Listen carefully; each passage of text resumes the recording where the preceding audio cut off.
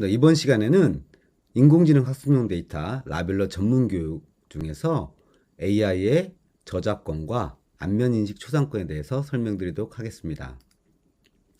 저작권이라 하면 기본적으로 남들이 제작해 놓은 그런 특허, 또 혹은 영상, 혹은 음악, 음원, 이런 모든 것들, 문서들도 포함되겠죠. 이런 것을 저작권이라고 합니다. 여러분들 유튜브 영상을 마음대로 이렇게 써다 지웠다 이렇게 하시는데 이것도 역시 마찬가지로 저작권에 해당됩니다. 그다음에 안면인식 초상권 같은 경우는 얼굴을 함부로 찍히냐 안 찍히냐, 내 동의 없이 하냐 안 하냐, 이런 뜻이거든요. 전 시간에 배웠던 개인정보의 영상정보보호법, CCTV 영상정보보호법 등 개인정보보호법에 관련된 내용들과 일맥상통하는 내용들입니다. 자, 저작권 개념, AI로 인한 저작권 침해 사례를 알아보도록 하겠습니다. 자, 저작권법이라는 것이 명확하게 저장이 돼 있어요. 그리고 적시돼 있어요. 이걸 법적 준거성이라고 표현하는데, 왼쪽에 보시는 것처럼 목적, 오른쪽에 보시는 것처럼 침해 방지에 대한 명확한 법적 권리가 있기 때문에 시라든지 소설, 음악, 영화, 연극, 컴퓨터 프로그래밍, 모든 것들이 다 저작물에 해당됩니다. 이러한 것들을 임의대로 가져와 쓰는 것은 불법적 행위에 해당되고요. 만약에 가져다 쓸 때는 저작권을 가지고 있는 사람에게 동의를 얻어야 됩니다. 이 부분은 상당히 중요한 것이죠. 왜? 획득 과정과 AI 학습 결과에 대한 부분들이 이 저작권을 침해할 수도 있는 부분이거든요. 또 이런 부분들이 좀 난해한 넌센스를 가지고 있는 부분이 있는데 그 부분도 한번 나중에 설명드리도록 하겠습니다. 자, 저작권법에 대한 법적 준거성이라고 하는 책임과 의무는요, 아래에 있는 표처럼 엄청 어려운 얘기처럼 표현되어 있어요. 정말 단순하게 짤막하게 제가 설명을 드리면 딱 하나예요. 내가 작성한 문서가 당신의 문서나 내가 작성한 영상이 당신이 원하든 원하지 않든 임의대로 가져다 쓰는 것에 대해서 반대해요 라는 뜻이에요. 그러면 가져다 쓸 거면 어떻게 해야 돼요? 써도 될까요? 양해를 구하고 동의를 얻고 혹은 비용을 지불하고 가져와 써야겠죠? 결함 사례를 보시면 왼쪽에 보시는 것처럼 적절하게 이루어지지 않았을 경우에 개인정보보호법 등 법적 준거성에 다수 발견되는 요소들이 있으니 이것을 잘 피해 가셔야 됩니다 라고 말씀드립니다. 인공지능 데이터 안에서 보면 이 일상 속의 침해 사례가 너무 많거든요. 왼쪽에 보시면 딥페이크라고 해서 연예인들 얼굴을 마음대로 합성해서 특히 이제 야동이라고 표현하는 그런 포르노 사이트에서 굉장히 유행했던 기술이에요. 이게 오남용이라고 표현할 수 있거든요. 기술의 오남용. 그런데 여기에도 보면 마음대로 얼굴 갖다 써서 막 그 사람 인생을 망쳐버릴 수도 있어요. AI가. 따라서 이런 분들 조심스럽겠죠? 두 번째로는 가운데 사진 보시는 것처럼 갑자기 김희선이 김태희로 변조가 돼버려요. 이거는 이제 우스갯소리로 우리가 이제 장난질로 음짜 이렇게 표현할 수도 있겠는데, 이거 만들어서 막 배포해가지고 막 이 사람의 무례한 사진, 이런 것들은 또 잘못된 거죠. 또 딥페이크 관련된 이런 기술들은 또 저기 초상권에 관련된 혹은 안면식 기술과 관련된 요소들과 일맥상통하게 또 물려 있어요.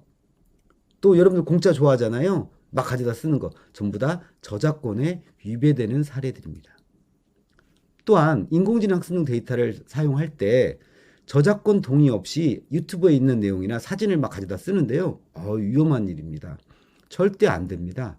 무단 도용하는 행위는 처벌받게 돼 있습니다. 그래서 사전 동의 없이 사용할 때는 절대 안 되니 이 부분을 먼저 변호사라든지 다양한 법적 검토를 통해서 동의서를 얻어서 사용하시는 것이 맞습니다.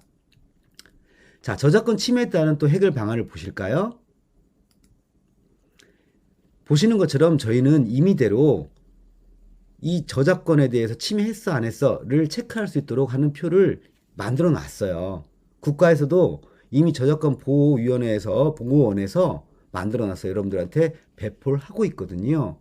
자, 그렇다면 우리가 데이터를 수집할 때 획득 과정에서 혹시라도 저작권을 위배하지 않았을까를 체크해 보심이 좋을 것 같아요. 특히 크라우드 워커라든지 라벨러라든지 아니면 구축 사업을 하시는 분들은 이런 자율점검표를 또 추가로 만들어서 이것을 근간으로, 즉 저작권 보호원에 제시하고 있는 자율점검표를 근간으로 좀 추가 확대를 해서 체크해 보심이 내가 위반 사례를 최소화할 수 있는 방법 중에 하나라고 보여집니다.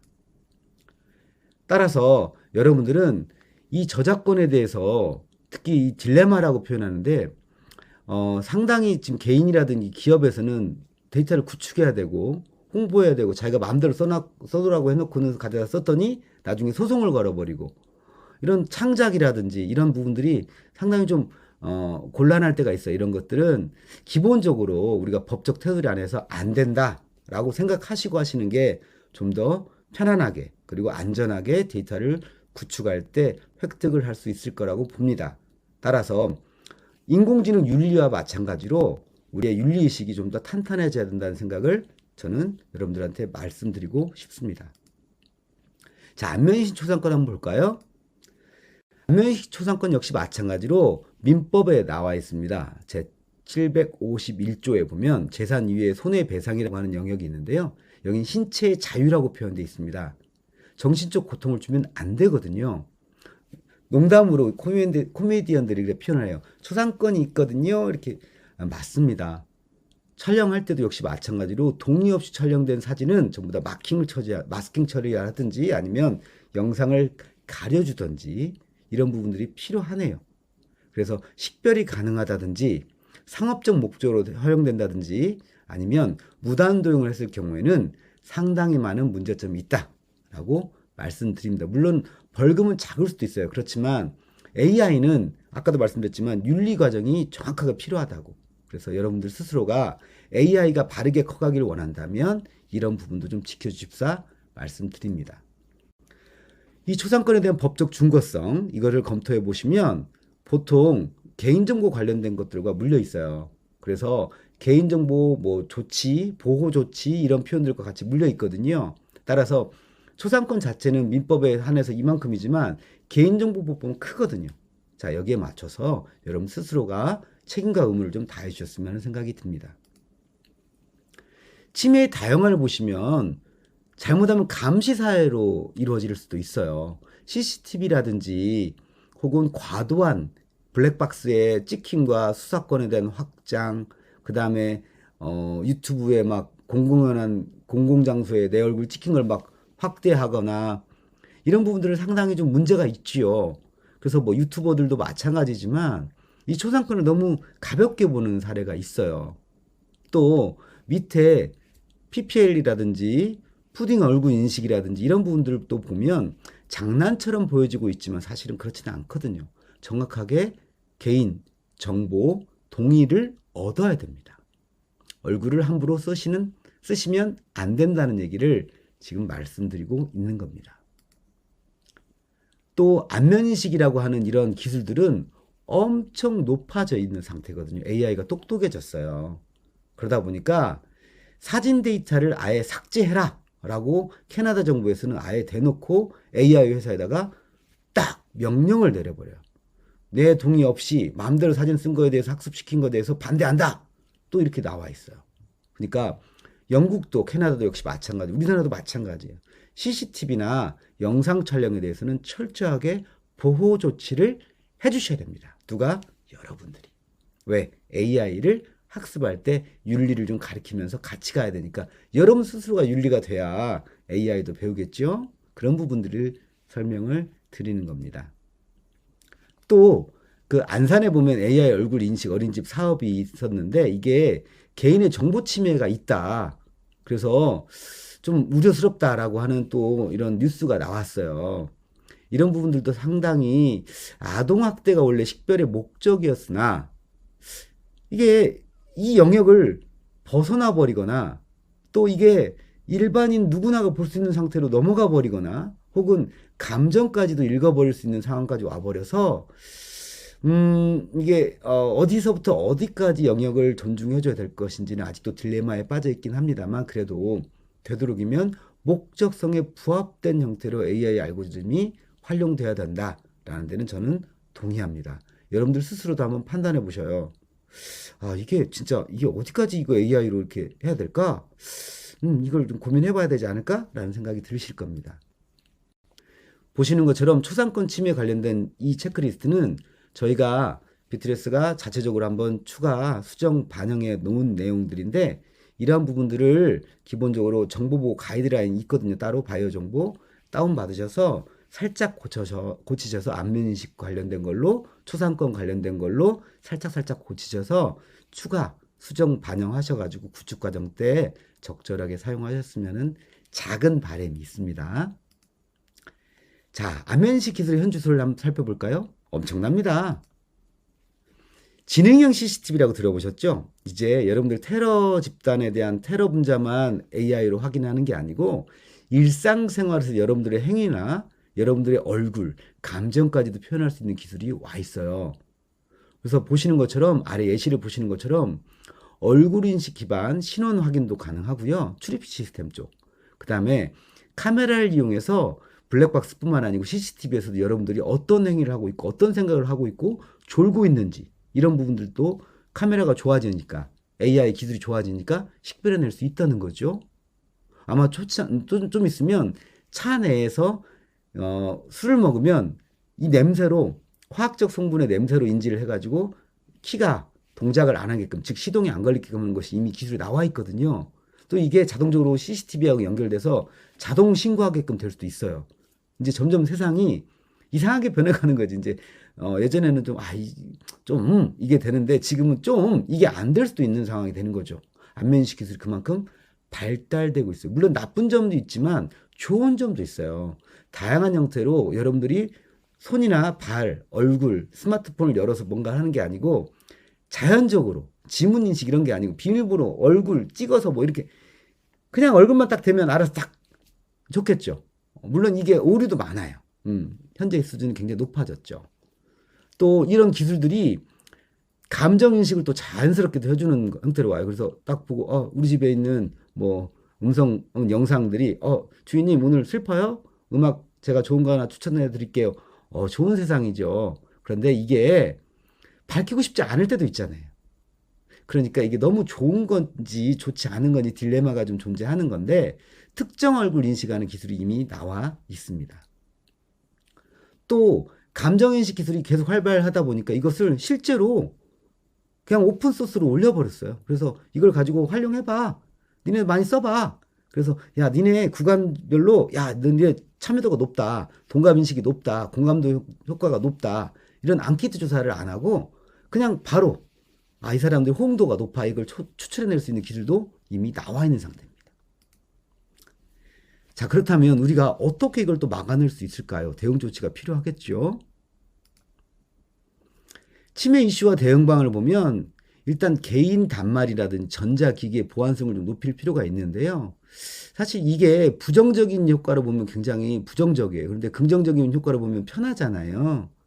그래서 이게 비식별화 기술하고 개인정보 비식별화, 즉 안면 블러링, 그러니까 뭐랄까 마스킹 해주는 기술이 자동적으로 올라오고 또 암호화 연결되고 또 이게 내가 난 줄 몰랐으면 좋겠어. 근데 난 줄 알았으면 좋겠고 너만 날 알았으면 좋겠고 내 주변 사람들이나 내 옆에 있는 사람들은 난 줄 몰랐으면 좋겠어. 그리고 내 데이터가 위변조가 안 됐으면 좋겠어. 그래서 블록체인하고 물려있는 이런 부분도 또 확산되고 있고요. 그 다음에 비대면 서비스 지금 하고 있잖아요. 저희들. 그죠? 얼굴 보고 페이스 투 페이스로 이렇게 얼굴로 강의를 하는 게 아니고 온라인으로 지금 강의하고 계시잖아요. 물론 지금도 딴짓하고 계실 수도 있겠습니다만 이게 어떤 특정 보안 기술하고 초상권이라든지 개인정보 유출이라든지 이런 다양한 AI하고 결합됐을 때 이게 추론이 되지 않도록 하는 어떤 역추적 기술들, 역추적 방어 기술들이 또 나오게 되는 그런 상황이 필요할 수도 있는 상황이 된 겁니다. 자, 이런 부분들이 자연스럽게 또 얼굴을 합성하지 못하도록 얼굴 자체에 블럭을 걸어서 인지하지 못하도록 혹은 재생하지 못하도록 하는 그런 기술들 굉장히 지금 연구가 진행되고 있는 상태입니다. 자, 학습 정리를 해볼게요. 저작권법 굉장히 중요하죠. 그리고 인공지능에서 윤리가 굉장히 중요하다고 계속 말씀드렸어요.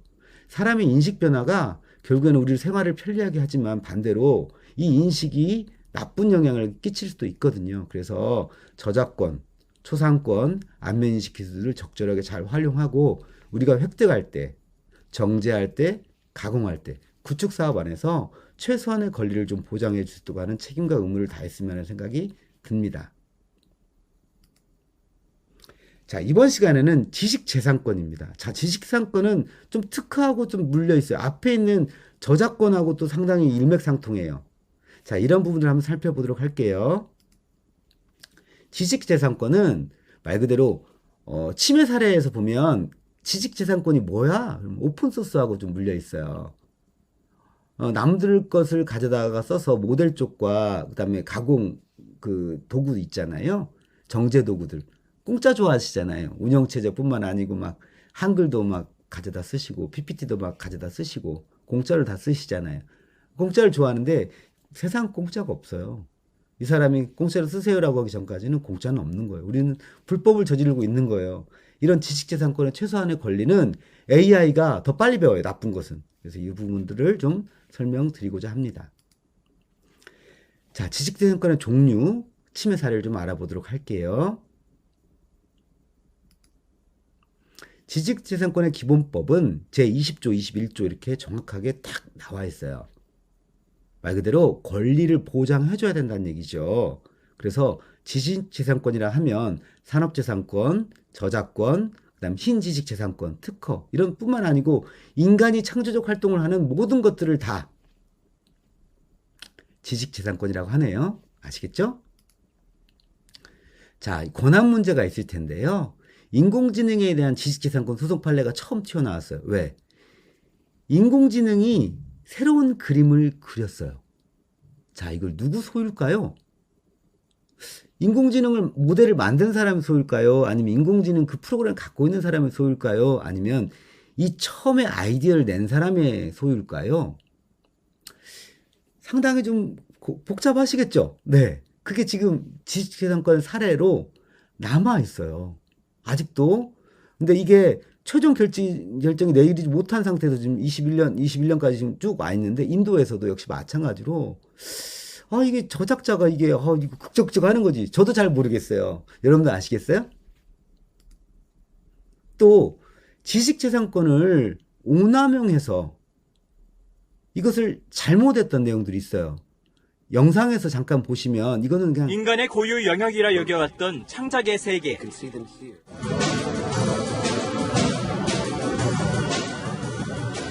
이제는 사람의 연주에 맞춰 기계가 드럼을 치고 피아노를 연주합니다. 이 곡도 국악 특유의 리듬과 구성을 바탕으로 인공지능이 작곡한 겁니다. 네, 보셨죠? 자, 보시면 지금 내용에서 보면 영상이 아닌 얘는 음악을 만들었잖아요. 누가 소유할 건가? 극적.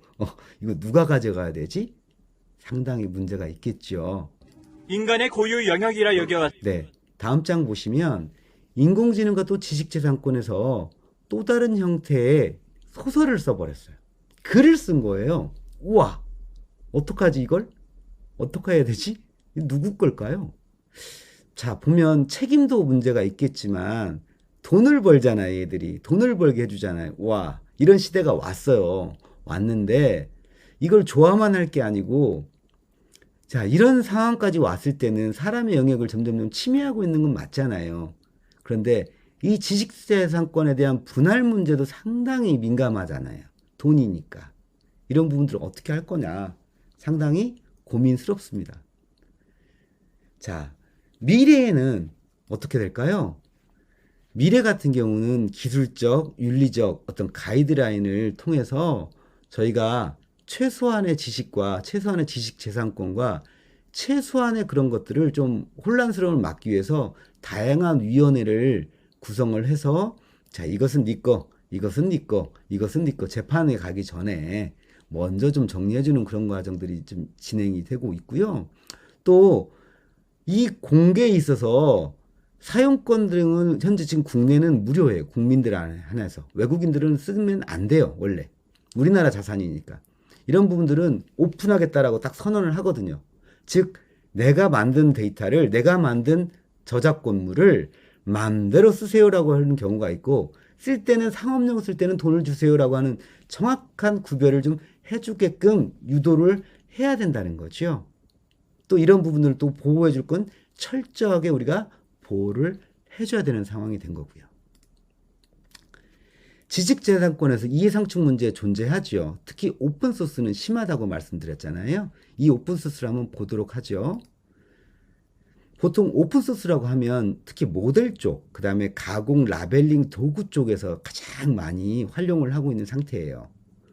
국내 개발진들이 똑똑하든 똑똑하지 않든 간에 중요한 것은 오픈소스 기반의 GitHub에 있는 소스를 내려받아서 커스터마이징이라고 하는 과정, 즉 자기 데이터화로 만들어서 소유권은 관계없이 제대로 쓸 수 있도록 만들어내는 걸 바로 이제 커스터마이징이라고 표현하는데, 이 오픈소스도 완전하게 마음대로 쓰세요, 상용화까지 마음대로 하세요라고 하는 영역이 있고, 또 이 부분을 안 돼! 너는 상용화할 때는 나한테 허락만 했다! 라고 하는 부분이 있고, 또 어떤 부분은 그냥 연구할 때만 쓰시고 그렇지 않을 때는 다 나한테 주세요라고 하는 경우가 있어요. 무조건 갖다 쓰는 게 아니에요.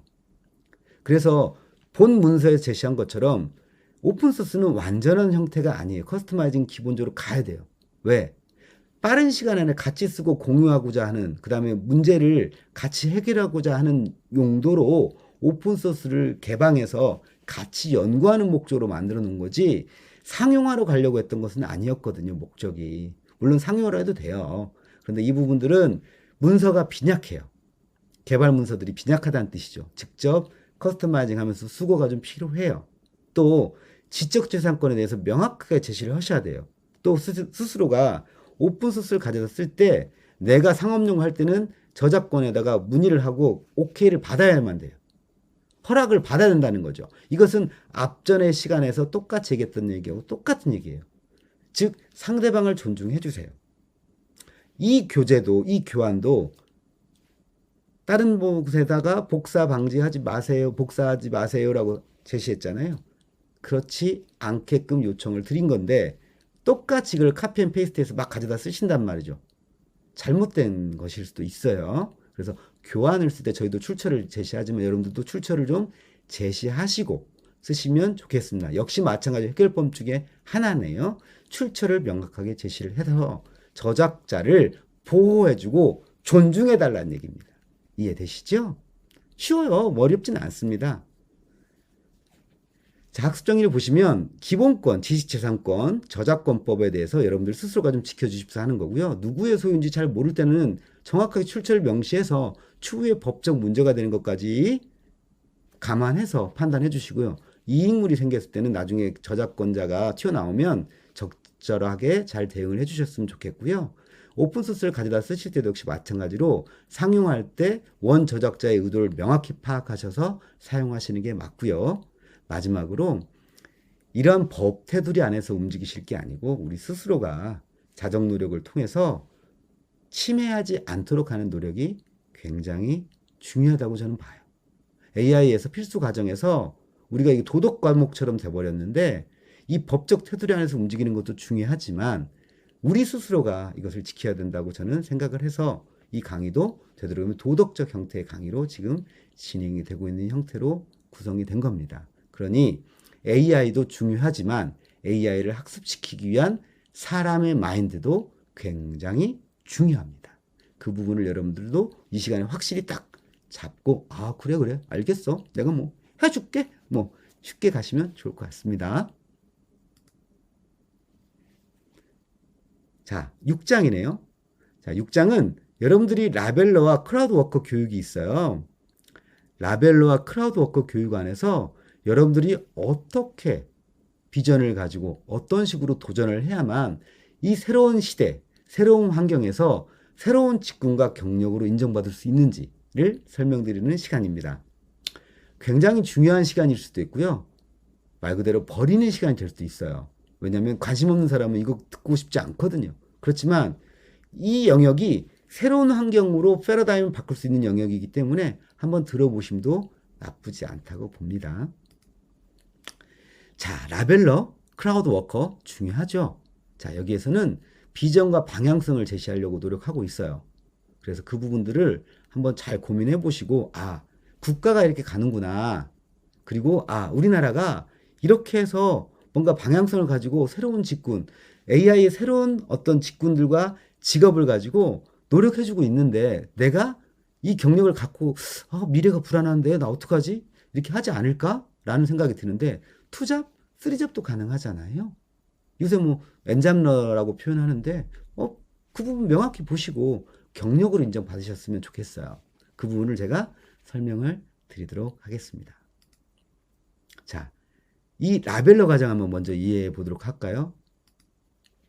자, 앞에서는 AI의 윤리, 구축 사업, 그 다음에 기본권들, 초상권, 지적재산권, 저작권, 그죠? 안면 인식에 대한 이런 부분들을 쭉 설명했고, 또 법적 준거성에 대해서 윤리와 더불어서 지켜야 된다고 말씀을 드렸어요. 이 시간에는 라벨러라고 하는 이 교육을 왜 해요? 도대체 라벨링 교육을 왜 필요해요?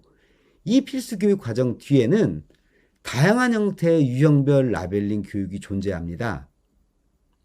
음성, 영상, 이미지, 데이터 기획, 데이터 보안, 품질, 품질 심화, 관리자 과정까지. 또 전문 라벨러 과정에서는 자율주행 자동차, 라이다 센서 이런 부분들을 라벨링이라고 하는 영역으로 지금 교육을 시켜주고 있어요. 이렇게 많았나? 맞습니다. 자, 그러면 이 라벨링 교육을 왜 해요? 이게 윤리를 먼저 배우셔야 돼요. 윤리가 도덕성이 우선이 돼야 되고요. 법적 준거성 지켜야 된다는 얘기는 필수 과정에서 배워요. 자, 그 다음에 다양한 유형을 배우셔야만 내가 나한테 특화된 영역을 찾아낼 수 있어요. 아까 M잡러라고 표현했잖아요. 이게 특화된 사람만이 특정 영역에서 교육을 받는 게 아니에요. 초등학교가 나왔어도 컴퓨터 능력만 조금 있다면 얼마든지 할 수 있는 영역이거든요. 지금 신시대에서 인공지능 쪽의 시대로 넘어가는 이 시점에서는 컴퓨터가 필수로 돼버렸어요. 이런 환경 패러다임이 변한 거죠. 그래서 이런 몸 쓰는 역할의 피지컬적인 노력도 금전적으로 벌 수 있지만 컴퓨터를 이용해서 또 다른 형태의 영역이 생겨나 버린 거죠. 바로 그게 라벨링 교육이에요. 이 라벨링 교육을 하는데 우리가 그냥 막 할 수는 없고 이런 과정들이 있어요를 많은 기업과 기관과 지자체와 교육기관이 하고 있어요. 그런데 NIA도 구축 사업을 어마무시하게 하고 있거든요. 정부 비용을 엄청나게 투자를 해서 정부의 근간인 데이터를 쌓고 있잖아요. 그런데 이 데이터를 쌓는데 라벨러들이 잘 모르는 거예요. 수준 높은 분들은 많이 해봤으니까 이제 잘 알아. 근데 처음 해보니까 뭐지 이거? 막 대충 뭐 그래 돈만 내놔 이런 식으로 가버린 거죠. 돈이 세상이 우선이 돼버리는 시대가 돼버렸으니까. 그런데 문제는 결과물이 꽝이에요. 우와, 그러면 이제 내 오너 입장에서 당신한테 내가 라벨링 시켰는데 당신 왜 이렇게 함부로 했어? 당신 돈 주기 힘들어. 싸움이 나겠죠? 왜 NI 입장에서 야 니들 돈 주고 구축해서 라벨러 이렇게 채용해서 적극적으로 활용해서 클라우드워크 양산해서 이게 대규모로 해서 국가가 이렇게 부흥하고 데이터도 많이 쌓고 이걸 목적으로 했는데 갑자기 싸움으로 의도치 않은 상황이 발생되는 거잖아요. 그것을 막기 위해서 각 기자체나 기관들이 다양한 교육을 해줬어요. 해줬음에도 불구하고 고품질 데이터가 안 나오는 거죠. 왜? 왜 안 나올까? 잘 몰라서가 답이에요. 잘 모르니까. 자, 그 교육을 위해서는 기본적으로 흐름을 알아야 되잖아요. 그 흐름을 아는 게 바로 라벨링 교육을 쭉 들어보시고 이들이 원하는 게 이거였어? 알겠어. 이 말을 하지. 그렇지. 무릎을 똑똑똑 칠 수 있는 상황이 돼버린 거죠. 자, 그 와중에 이 필수 교육은 바로 윤리의식. 여러분들이 만든 데이터가 대한민국을 움직입니다. 그래? 나는 그냥 돈 받고 했을 뿐인데 움직입니다. 우와! 기업을 움직입니다. 우와! 이 한 장이 맞습니다. 그 한 장이 바로 기업과 국가를 움직입니다. 대단하죠? 작은 힘이 모여서 큰 힘을 만든다는 거. 그만큼 라벨러가 중요한 역할이 돼버린 거예요. 학습 데이터의 가장 큰 품질은 8, 90%가 라벨링 전 단계까지 해서 결정이 돼요. 저 1장에서 제가 도표에 있는데요. 그 부분을 다시 한번 상기시켜 드립니다. 결국에는 여러분들이 만든 라벨링 데이터를 AI 허브를 통해서 또 개방해서 공유하잖아요. 이래서 라벨링 교육의 중요성은 백날, 몇 시간, 몇백 시간을 얘기해도 결코 과하지 않은 겁니다. 보시는 것처럼 이 서비스에, 이 라벨링 서비스에서, 라벨링 교육에서, 라벨링 과정에서, 이 라벨링 구축 공정에서 수집, 정제, 가공 단계에서 80% 이상을 차지하고 있다고 다 얘기를 하고 있고, 고품질 데이터도 역시 마찬가지로 80%를 차지하고 있습니다. 학습 데이터의 가장 큰 퀄리티를 작용하는 것이 바로 라벨링까지의 과정입니다. 즉 획득, 정제, 가공까지가 모든 학습 데이터의 결과물, 즉 모델 개발자들이 뛰어났지만 우리나라도 많이 좋아졌지만 이 사람들의 데이터를 흔들어 버리는 것, 근간을. 부실공사 기억나셔요? 모래와 시멘트가 적절히 섞여야만 잘 올라가고 단단해지지요? 맞습니다. 바로 그 모래.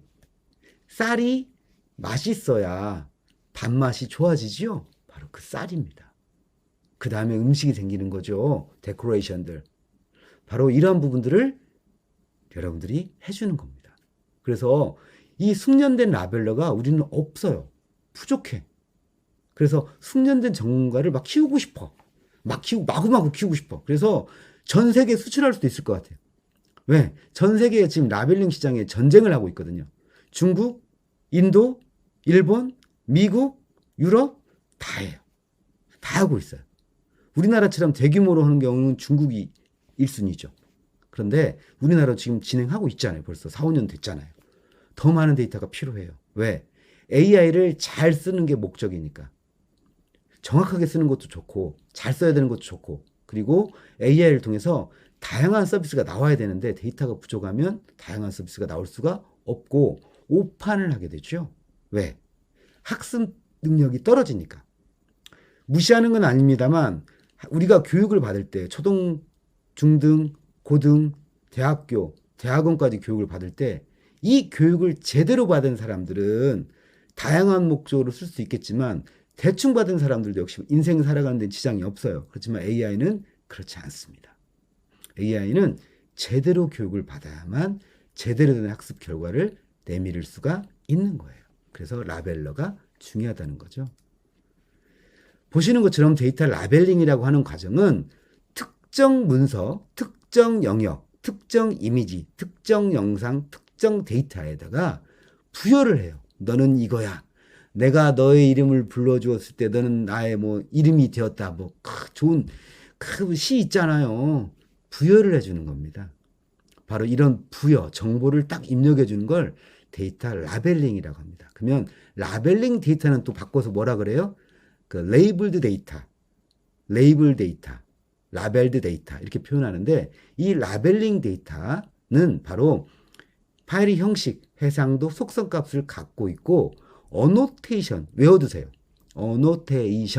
어노테이션이라는 말이 저 과정에서, 교육과정에서 계속 나올 건데, 이 주석 같은 것을 딱 달아서 계속해서 이것은 무엇이야 라고 컴퓨터한테 알려주는 거예요. 즉 AI한테 어노테이션으로 알려주는 거예요. 여러분들은 육안으로 볼 수 있지요. 저렇게 왼쪽에 있는 강아지, 왼쪽에 있는 자전거, 자동차 구별해낼 수 있지요. 이걸 바운딩 박스라고 표현해요. 박스. 딱 맞게. 자, 파란색은 강아지, 빨간색은 자전거, 저 뒤에 분홍색은 자동차. 이렇게 색깔별로 딱 바운딩 박스라고 그래요. 자, 오른쪽에 있는 건 폴리곤 혹은 세그멘테이션이라고 표현하면서 색깔을 칠해주지요. 이런 부분들 바로 라벨드 데이터라고 해요. 이 자체를. 자, 여기에는 오른쪽에는 이미지 속에 있는 텍스트 영역을 집어내준 거죠.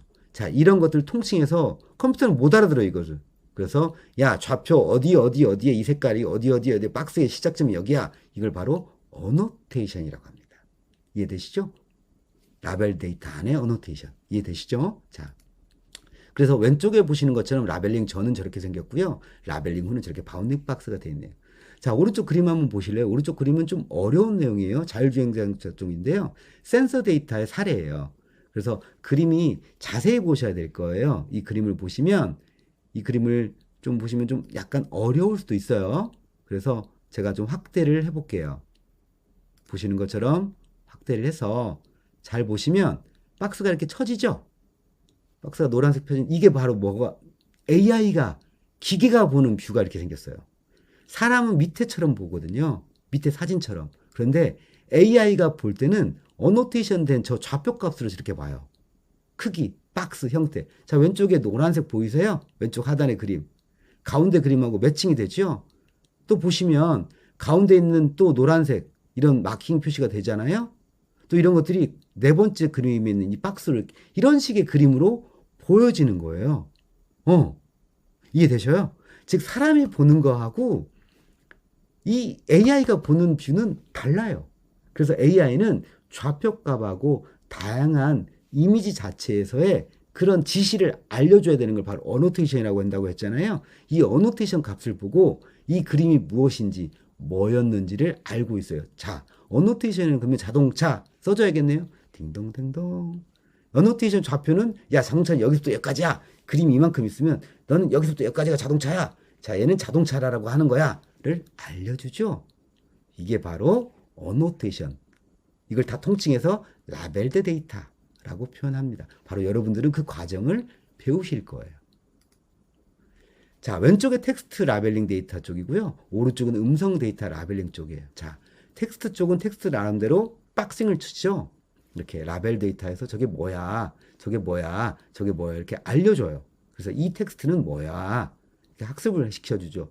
자, 오른쪽의 음성 쪽은 시그널 영역을 알려주든지 이 부분을 잘라서 야 얘는 뭐야, 얘는 뭐야 어노테이션화 해줘요. 그쵸? 그래서 이 부분을 너 기억해, 학습해야 돼 이렇게 알려주는 거죠.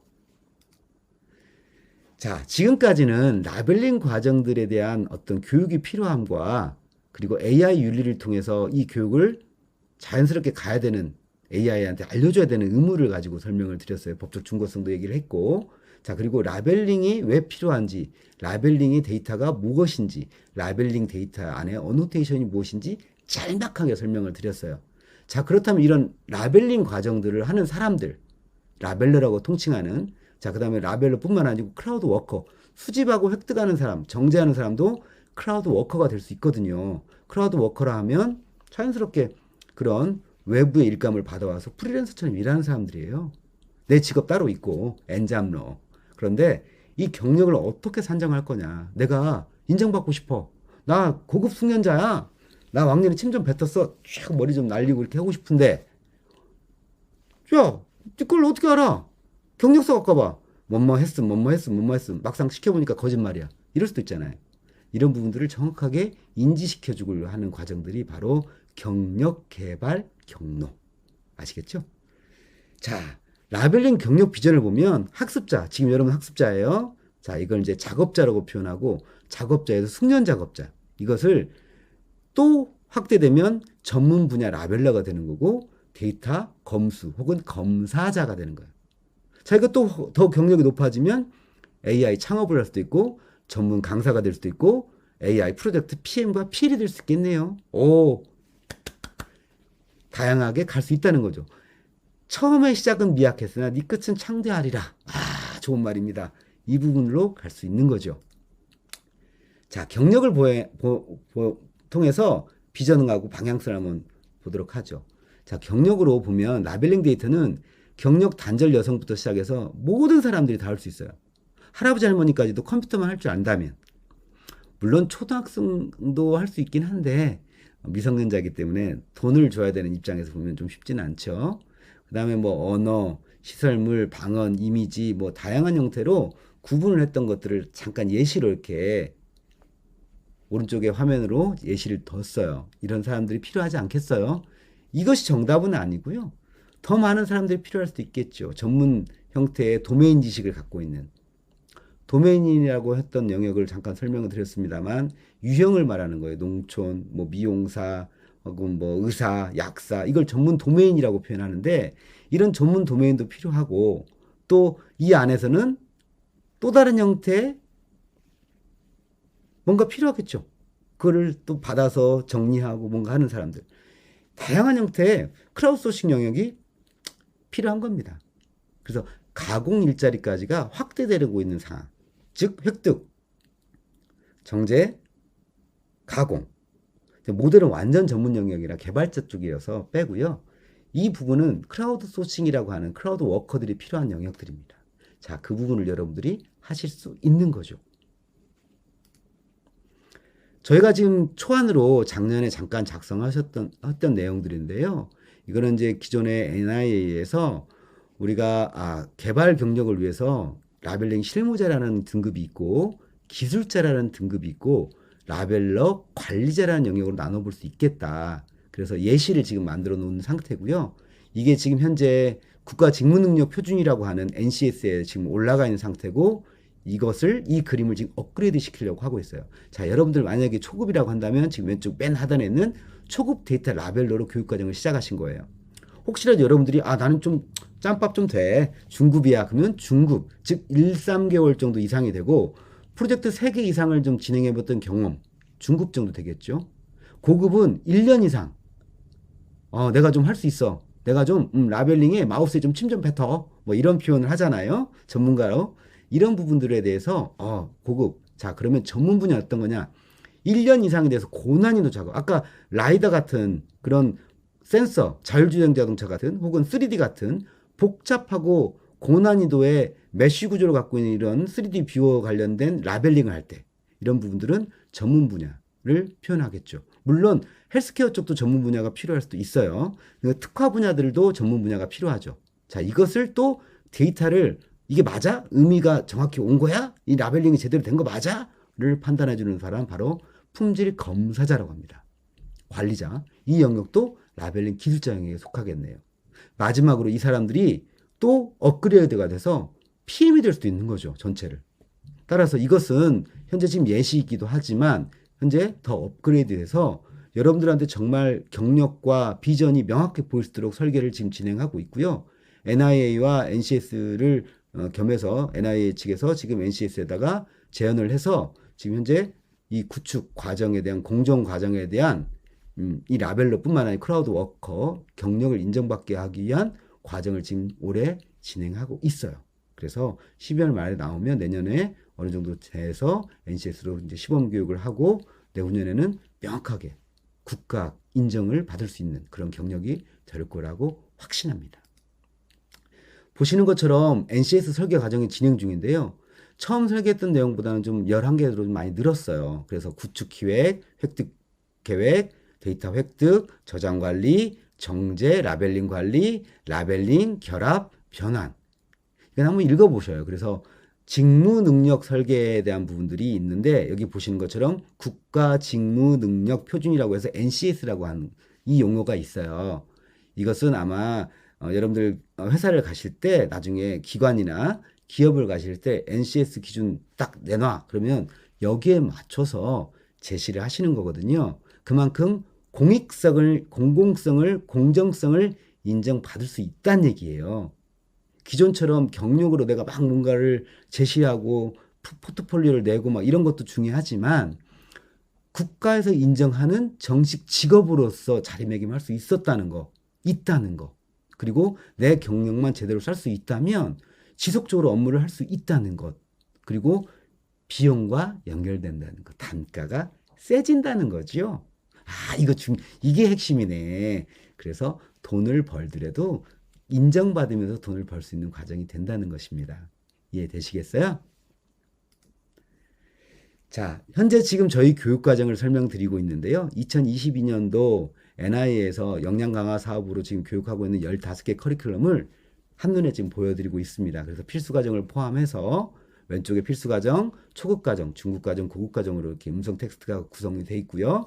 이미지 영상, 품질 관리 과정과 품질 심화 관리 과정, 그 다음에 PM 과정까지, 그 다음에 새로운 신규 영역에 대한 이 약간의 색깔 마킹된 보안 과정, 기획 과정, 자율주행 과정, 멀티모달, 품질 관리, 전문 과정, 품질 관리 이런 부분들이 여러분들한테 새로운 영역을, 그다음 새로운 직군을, 새로운 어떤 사업 비전을 제시할 수 있을 거라고 저는 확신합니다. 그래서 교육 잘 들어보시고 이거 다 들어보셔도 되겠지만 내가 맞는 적성에 맞는 나는 음성이 맞아. 음성 쪽 가시고요. 나는 이미지가 맞아. 라고 하면 이미지 쪽으로 가셔서 전문 라벨러가 되셔서 PM까지 한번 노려보심이 좋을 것 같습니다. 자, 학습 정리를 보시면 라벨러 교육이 왜 필요하고 라벨러라는 사람들이 왜 중요한지를 설명드렸어요. 그리고 그 와중에 수집 정제 가공, 획득 정제 가공 동일한 언어입니다. 획득이 좀 더 큰 언어죠. 획득 정제 가공이라고 하는 이런 구축 공정에서 이 부분이 80% 이상의 퀄리티를 좌우한다. 그리고 모델 측면에서 봤을 때도 이 부분이 굉장히 중요하다. 근데 이 부분을 담당하는 사람이 바로 크라우드 워커. 또 이것을 활용하는 그 측면을 크라우드 소싱이라고 표현하는데 이 사람들이 굉장히 중요한 자리매김을 하고 있다. 그런데 그들을 위해서 전문적인, 그 다음에 필수적인 혹은 기본적인 내용들을 가르치는 과정들이 바로 이 뒤에 버티고 있다.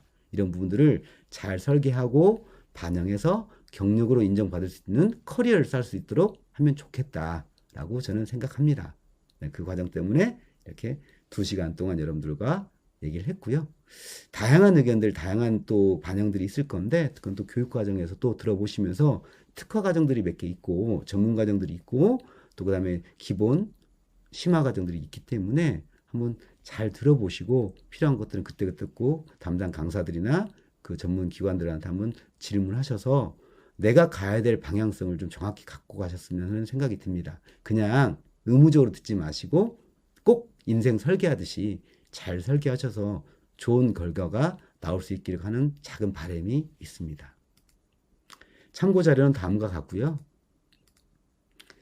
자, 질의 답변 형태로 여러분들한테 Q&A를 드릴 거고요. 이메일 주소랑 이런 것들은 게시판에 따로 공지를 해서 올려드리도록 하겠습니다. 장시간 고생 많으셨고요. 저는 다음 또 과정에서 또 뵐 수 있으면 인사드리도록 하겠습니다. 수고하셨습니다.